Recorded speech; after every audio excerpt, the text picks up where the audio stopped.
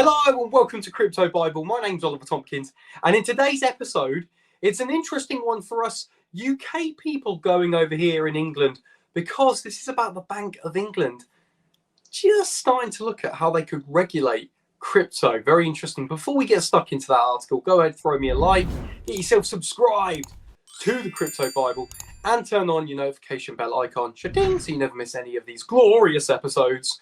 Now, also, we have a competition running where you could win £300 worth of sheep completely for free. Just check out in the show notes on how to do that. Now, let's go over to Coinmarketcap and find out what's going on with the market. Okay, here we go. Top trending coins, ApeCoin. Now, we're hearing a lot about ApeCoin, and we did a little episode on ApeCoin, kind of saying what it's about and who's done it. It's by Yuga Labs, Bored Ape Yacht Club. But if you want to know a little bit more about it, go over to the channel and click on the episode, or we can do one of those pop-out things here. Just go and click on that, or you might be bullish on it already about ApeCoin, so let me know.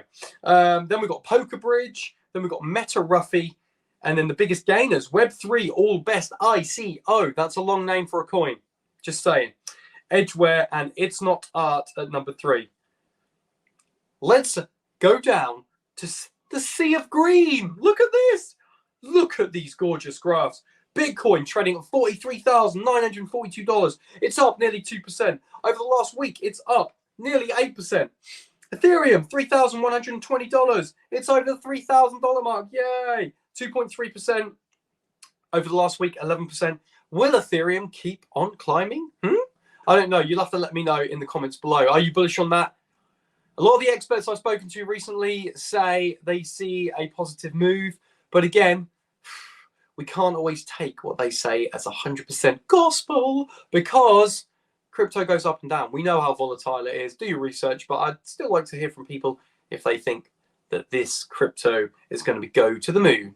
So let me know. Ethereum, is it going to do well? It looks like it's doing well so far. Let's go down. Cardano, ADA gang, 36% up over the last week. Thus some serious gains there. 36% up, and now it's back over $1.13. Very cool. Terra, 8%, but it's down today so far over the last 24 hours. Solana pumping as well, $102, 18.9%, 5% up over the last 24 hours. The DOT is up 12% over the last week. Dogecoin, 16%. Not bad. Beating SHIB at only 12%. Polygon Matic, looking good games over the week, 12%. So we're starting to see a little bit more of some gains for these coins, even though today they're not massive again, but added all together, it all helps. It all helps. Litecoin's looking healthy.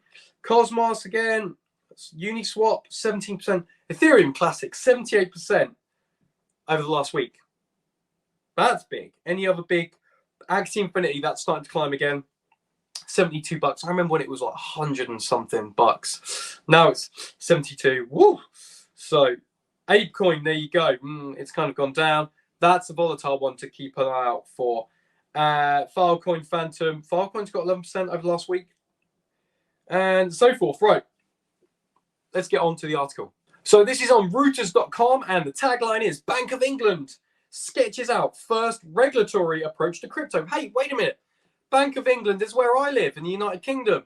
Maybe it's for you as well. Let's check it out. So, I love this picture. A man stands outside the Bank of England. Okay, London, March 24th. The Bank of England on Thursday began sketching out Britain's regulatory first framework for crypto assets, saying that although the sector remains small, its rapid growth could pose risks to financial stability in the future if left unregulated. Crypto assets have come under the regulatory spotlight amid concerns they could be used to circumvent financial sanctions imposed on Russia, it's a country, since its invasion of Ukraine. While crypto assets are unlikely to provide a feasible way to circumvent sanctions at scale currently, the possibility of such behavior underscores the importance of ensuring innovation in crypto assets is accompanied by effective public policy frameworks to maintain broader trust and integrity to the financial system. The BOE's Financial Policy Committee, FPC, said in a statement on Thursday. Now, the BOE is Bank of England, by the way. If you were like, what's a BOE's? Crypto assets such as Bitcoin, ETH are largely unregulated as they fall outside the regulatory perimeter, and a change of law would need to bring them under the full scope of the UK securities rules, step Britain's finance ministry is looking at. This would likely require the expansion of the role of existing macro and micro prudential conduct and marketing integrity regulators. They use such big, long words. Just break that down. Just break it down for us, honestly. Just be like, this is going to require some big work because it's an asset class we don't know anything about and we need to treat it similar to like a stock. Like, honestly, these words, micro-prudential. Right. The FPC said direct risks to financial stability from crypto were limited, but if the recent pace of the growth is maintained, then there would be risks in the future. The sector globally grew tenfold 2020 and November 2021. Hey, if you're around last year and you're in crypto, you saw that big growth, and now stands at 1.7 trillion or 0.4% of global financial assets. So it's very small, with over 17,000 different crypto asset tokens in circulation. Regulation for the sector should be based on equivalence, meaning that crypto services, financial services that perform a similar function to existing financial services should be subject to the same laws.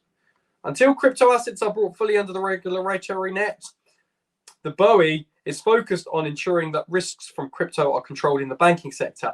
The Financial Conduct Authority on Thursday told firms they must fully explain to consumers the risks from unregulated crypto.